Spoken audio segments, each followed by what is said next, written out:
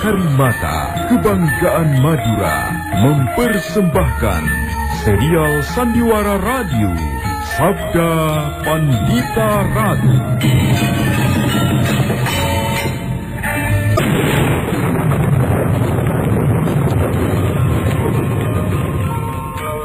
Sabda Pandita Ratu. Naskah ditulis oleh Pondra Swastilangi, diolah oleh Agung Bahrodi, didukung oleh artis-artis terkemuka, Ferry Fadli, Eli Ermawati, M. Abud, Ivone Rose, dan lain-lain. Teknik dan montase, Ibing Arifin, dengan sutradara, Dian Pertiwi.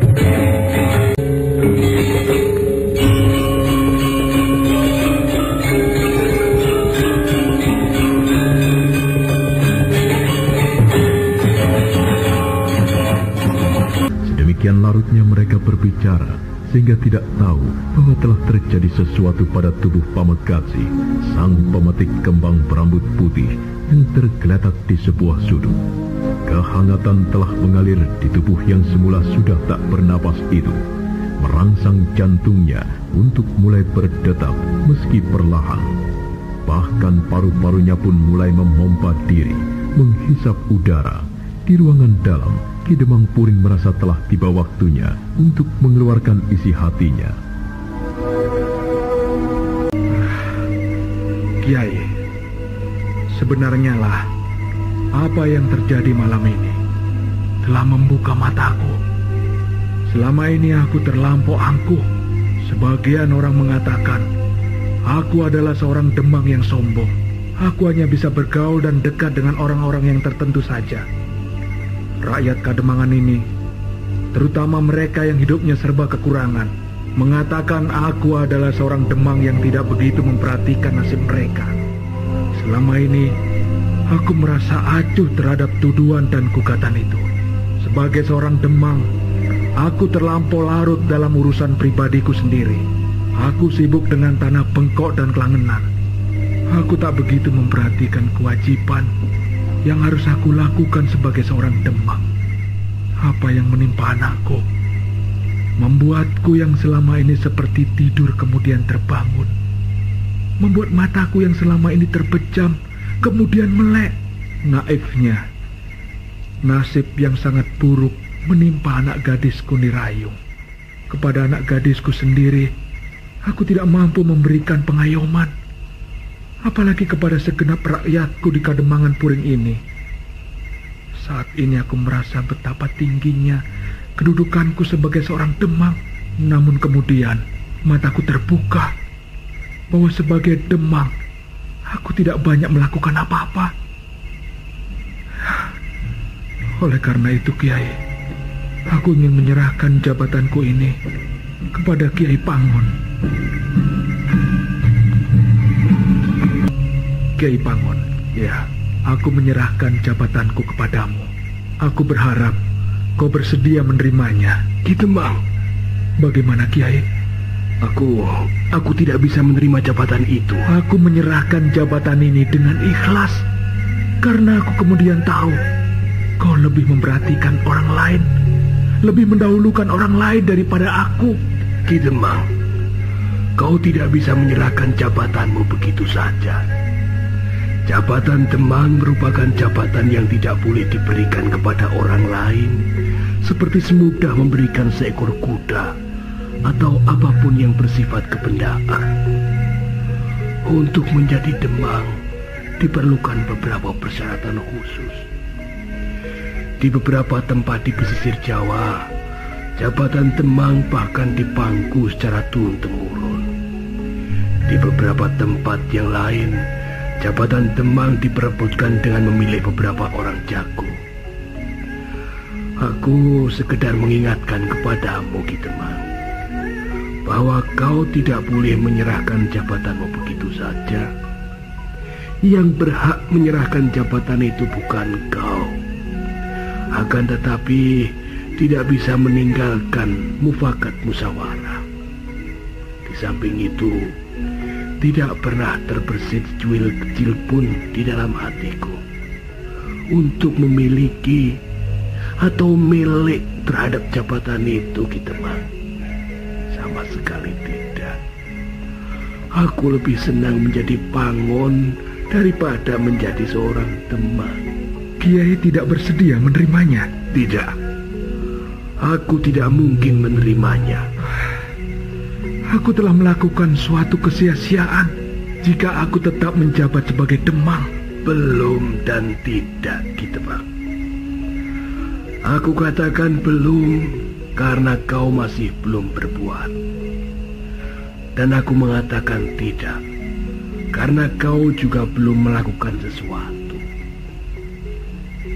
Ki Temang, apa yang terjadi ini membuka matamu dan sekaligus membuka mata kita semuanya. Menjadi sebuah pelajaran yang sangat berharga. Selama ini ada ketidak atau kekurang rukunan di antara pedukuhan-pedukuhan. Persaingan yang tidak sehat dan sia-sia. Ketika kemudian dibenturkan pada keadaan tak terduga, yaitu dengan munculnya orang yang berambut putih itu, kita baru menyadari bahwa untuk menghadapi bahaya apapun, jawabannya hanya satu, yaitu kerukunan. Jika kita rukun dan bersatu, maka keadaan apapun sulitnya akan bisa kita hadapi. Naifnya Kiai. Selama ini sikapku bahkan tidak mendorong ke arah itu, Kiai. Jika Ki Temang merasa demikian, ya itu bagus. Itu merupakan sebuah pengakuan untuk mawas diri. Nah, dengan demikian, Ki Temang segera dapat mengubah sikap. Kiai, aku bersungguh-sungguh. Aku minta... Jangan, Ki Temang. Tidak baik kau melakukan hal itu dalam keadaan semacam ini. Tetapi, aku sendiri merasa tidak pantas. Kalaulah demikian, maka segeralah mengadakan perubahan-perubahan, Ki Temang. Aku yakin segenap penduduk masih membutuhkan Ki Temang untuk memimpin Katembangan Puring ini. Jika aku tetap merasa tidak mampu, janganlah merasa seperti itu, toh Ki Temang. Dan seandainya kau tetap pada pendirianmu, kau harus mengundang sebuah pertemuan dan membicarakannya. Aku sendiri secara pribadi menyarankan agar kau tetap pada jabatanmu itu sekarang.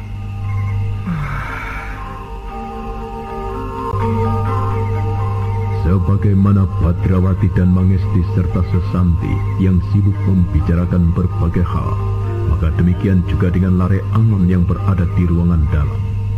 Lare Angon ikut memberikan wawasan dan pendapatnya, sehingga tak tahu bahwa sesuatu telah terjadi pada Pamekazi. Tubuh yang semula tak bergerak itu mulai menunjukkan tanda-tanda kembalinya kehidupan. Dadanya mulai mengombak perlahan. Kekuatan yang berasal dari Rajah Kalacakra di telapak tangan kanannya itu mengalir menyusup segenap aliran darahnya. Jantungnya pun mulai memompa diri.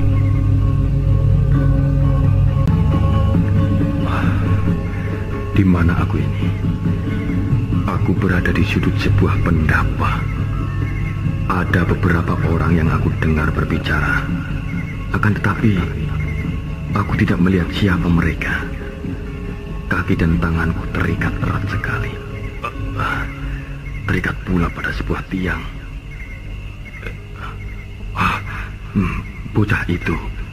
Bocah kecil itu.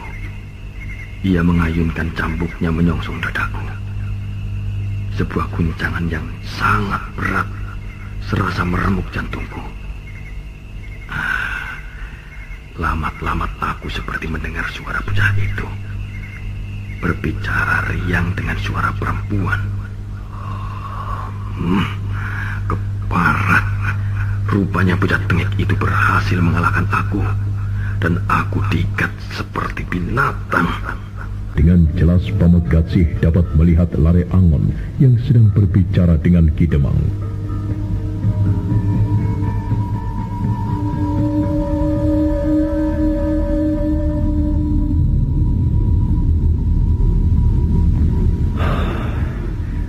Rupanya aku telah dikalahkan oleh bocah itu.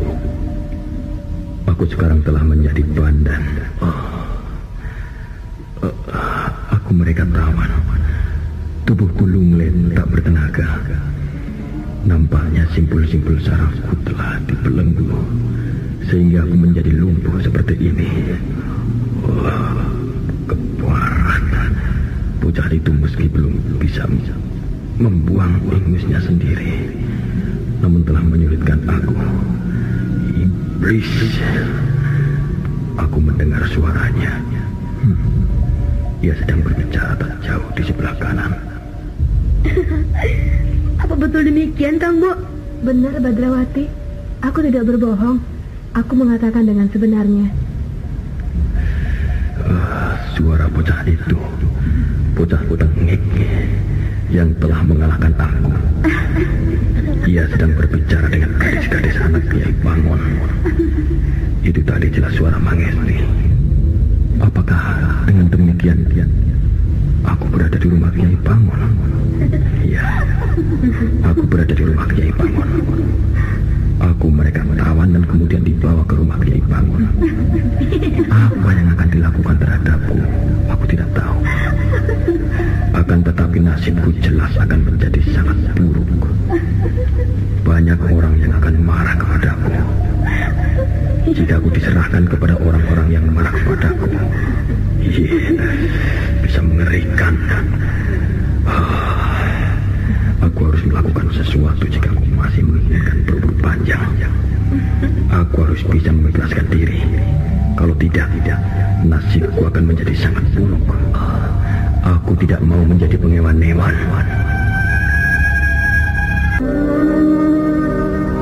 Pamekatsih yang telah siuman dan pakai bernyawa rangkap itu memejamkan matanya, memusatkan perhatian untuk membangkitkan kekuatan yang berasal dari Raja Kalacakra yang berada di telapak tangan kanannya. Pamekatsih harus berusaha keras karena segenap simpul syaraf serta aliran darahnya buntu.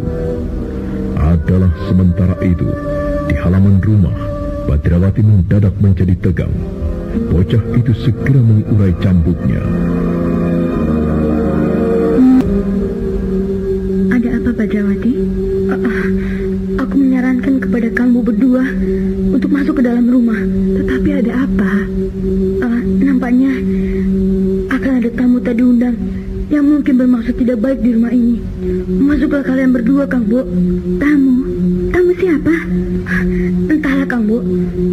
Tapi tamu tak diundang itu sekarang sedang berada di kegelapan. Mungkin di antara pepohonan atau di bawah pohon. Silakan Kang Bo berdua. Ayolah, Kang Bo. Ayo, Sutanti.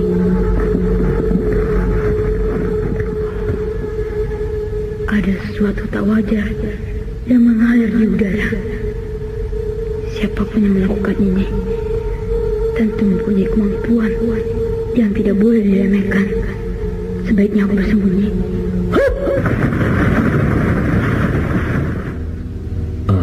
Ada apa, Duk? Mengapa kalian berdua seperti orang yang ketakutan? Ayah. Ada apa?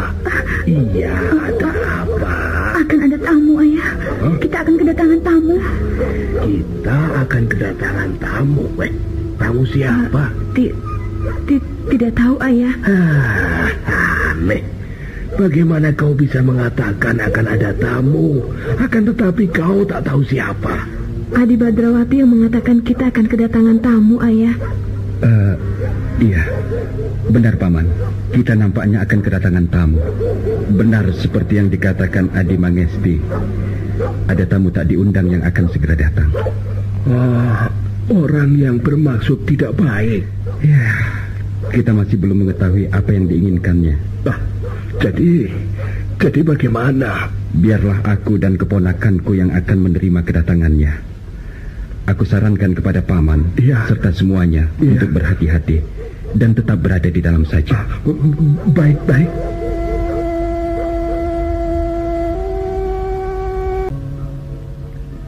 Dari arah samping rumah muncul seorang perempuan dengan pakaian yang compang-camping, rambut panjang terurai tak terawat, matanya tajam dan sirik memandang ke arah Panji Saprang dan Damar Taun. Lare Angon tak kalah terkejut melihat kehadiran Pinaka Swasti Ratu itu.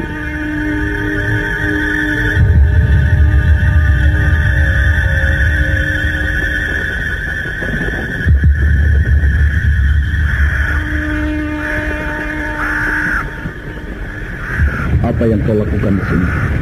Justru akulah yang ingin bertanya kepadamu. Apa yang kau lakukan di sini, Panji Saprang? Tidak tahu diri. Siapa yang kau katakan tidak tahu diri? Kaulah yang tidak tahu diri. Kau selalu mengikutiku, membayang-bayangi kemanapun gerak langkahku. Apakah kau pikir aku akan membiarkan siapapun menjamah anakku? Biar di tangan kiriku aku ketempatan Raja Setan ini. Namun hatiku tidak akan menjadi hati setan seperti hati kalian. Sebaiknya jangan ganggu apa yang aku lakukan. Aku tidak percaya pada takdir. Aku akan mengubah takdirku. Aku akan menjadi batu-batu sandungan bagimu. Aku akan menjadi tonggak-tonggak perintah sampai takdir akan berubah, berpihak kepadaku. Takdir tidak akan pernah berubah. Kau boleh melihat. Kau boleh menunggu sampai waktu bergeser. Kau akan tahu. Dan kemudian melek bahwa aku bukanlah golonganmu. Lihat, aku telah berdiri di sini. Aku berpijak pada keyakinanku. Sebuah permainan yang menyenangkan. Sebenarnya aku merasa lelah setelah aku bertarung melawan laki-laki sundal yang gemar menodai gadis-gadis itu. Akan tetapi kehadiran paman berdua menghangatkan kembali pergelangan tanganku. Lihat, ujung cambukku telah menggeliat-geliat. Rupanya kita akan membagi diri berbagi musuh. Aku ingin menjajal sejauh mana kemampuan Panji Saprang itu, Bibi. Segesit apapun dia, geliat cambukku tentu akan mampu mencungkil matanya. Keparat kau. Izinkan aku menghadapi orang itu, Bibi. Tidak, Badrawati. Aku yang akan menghadapinya. Aku serahkan kepadamu dan kepada Lare Angon untuk menghadapi Damar Taun bersama-sama. Tidak perlu kalian bersikap jantan dan bermaksud menguji ketangguhan dengan sebuah perang tanding. Itu bukan waktunya. Bunuh dia. Hiya!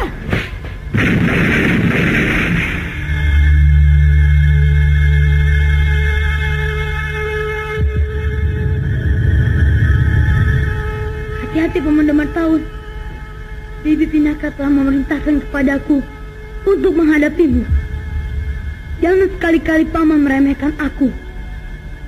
Jika Paman meremehkan aku, nasib Paman tak akan lebih baik dari nasib Kesibawani gurumu.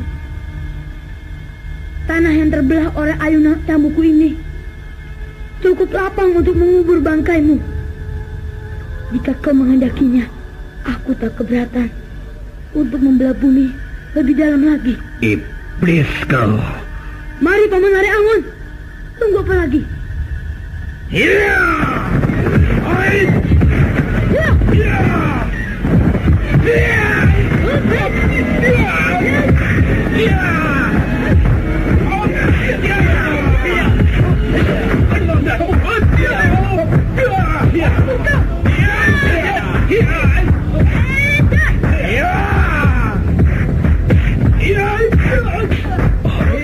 Gila. Ini ada di sebuah perkelahian. Namun aku tidak bisa melihat apa yang terjadi. Bahkan untuk menolak diri kita tak mau. Kumpul semua bilang menjadi bulanku. Dan aku tak mau mengubah diri. Parat yang besar nampak mulai berkelahi dengan kakak Panji Saprang. Aku juga mendengar suara seorang wanita.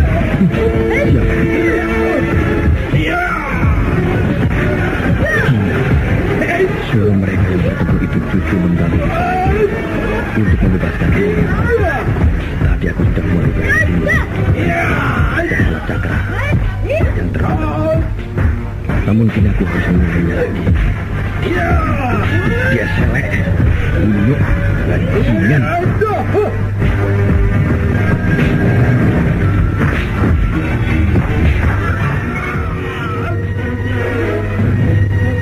Pertempuran antara Badrawati dan Lare Angon yang bergabung melawan Damar Taun itu berlangsung dengan dahsyat. Badrawati tidak perlu merasa sungkan. Dia yang tidak begitu banyak bergerak terus mengayunkan cambuknya susul menyusul, menimbulkan ledakan gemuruh. Sementara Lare Angon dengan gesit bagaikan burung sikatan mengitari lawannya. Namun demikian, lawannya adalah Damar Taun, salah seorang dari mereka yang memiliki wajah mata durga. Dengan tangguh dan tanggon, Damar Taun menghadapi lawannya. Pinaka dan Panji Saprang ternyata belum melakukan apa-apa. Kedua orang itu memperhatikan apa yang tengah terjadi.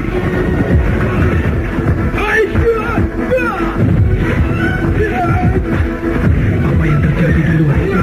Kiai Bangun, sebuah perkelahian yang cukup lama. Yang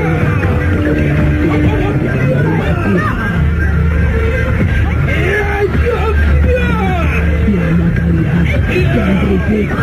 Apakah kita tidak diperbolehkan mengintip apa yang terjadi itu, Kiai? Ya, tetapi jangan saja di keluar.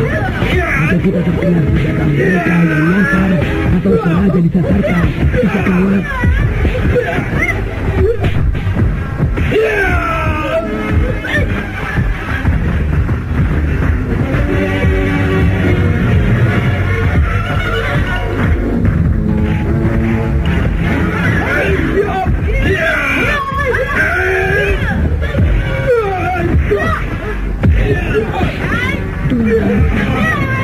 Bagaimanapun kalau kekuatan mereka masing-masing berimbang, maka yang dua itu akan memenangkan perkelahian. Jika Damar Taun berhasil di sini, maka bisa mengurangi jumlah kekuatan lawan. Hingga kaki tangan durga para bandari itu hanya tinggal sedikit. Sedangkan aku tidak sudah tunduk oleh kekuatan raja ini. Aku akan memancing-mancing Saprang untuk bertempur menjalur tempat ini. Apa yang akan kau lakukan, Panji Saprang? Kau ingin berkelahi? Akulah lawanmu. Jangan ikut campur. Kau tidak boleh menerjunkan diri di dalam pertempuran itu, Saprang. Akulah lawanmu.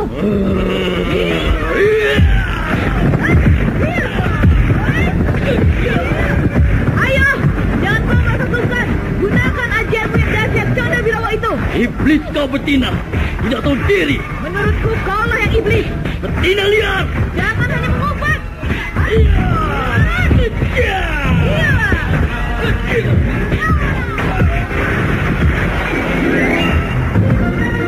Pertarungan di halaman rumah Kiai Pangon itu kemudian berlangsung dengan dahsyat.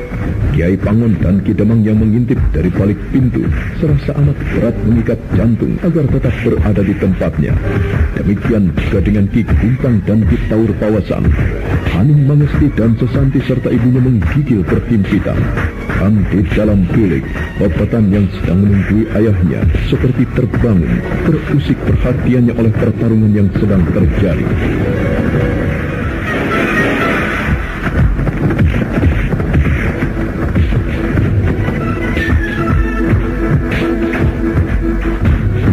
Suara apa yang berteriak-teriak di luar itu?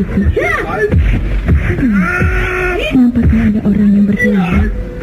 Bukan hanya sekedar satu dua orang, akan tetapi banyak. Aku mendengar juga di antara wanita. Siapa yang berkelahi itu? Aku ingin lihat ada apa sebenarnya di luar sana.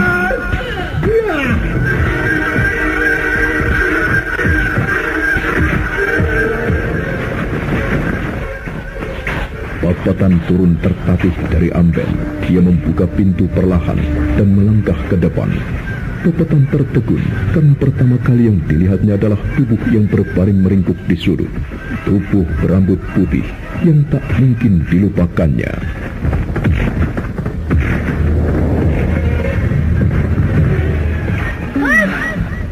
Dia, orang itu yang telah menodai. Ia berada di sini. Dia yang telah menodai aku. Jangan pedulikan beberapa pertanyaan yang menginginkan dirimu petak. Mendekatlah kepadaku. Mendekatlah kepadaku. Mendekatlah kepadaku. Ikuti saja arah perasaan. Jangan kau lawan. Mendekatlah kepadaku, Petetan. Mendekatlah kepadaku. Mendekatlah kepadaku. Aku tahu kau cemas. Buanglah rasa cemasmu itu jauh-jauh, Petetan. Kita tidak akan melakukan sesuatu yang akan menakutkanmu. Tenangkanlah hatimu. Jangan gelisah. Jangan takut kepadaku. Kau harus jujur padamu sendiri bahwa kau merindukan kehadiranku. Seperti halnya aku juga merindukanmu. Nah, salahkah aku, Petan? Jika sekarang setelah kita benar-benar berjumpa, aku ingin mengajakmu mewujudkan mimpi itu agar menjadi kenyataan. Bagaimana, Petan? Jangan. Apakah kau tega akan mengecewakan aku? Aku takut. Nah, saudara pendengar, bagaimanakah kisah selanjutnya? Ikutilah terus serial Sandiwara Radio, Sabda Pandita Ratu.